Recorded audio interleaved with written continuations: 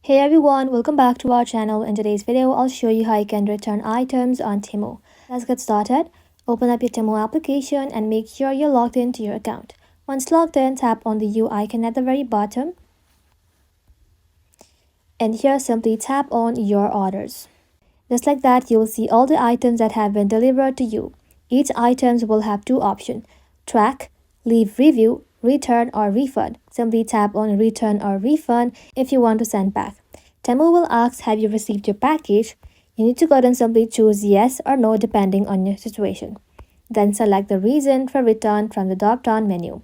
Choose the option that fits the best for you. And just like that, you'll see a short comment section. Just explain why you want to return the item. Something simple is fine. After typing your comment, simply tap on next step. And just like that, Temu will now show a summary including your item subtotal, shipping, tax, total refund amount. If everything looks good, tap on submit, and that's it. Temu will now process your return request. Refund usually takes 4 or 5 business days to show up depending on your bank or payment method. That is how you can return Temu items. Thank you all for watching. If this video was helpful, leave a like and sub, and I'll see you in the next one.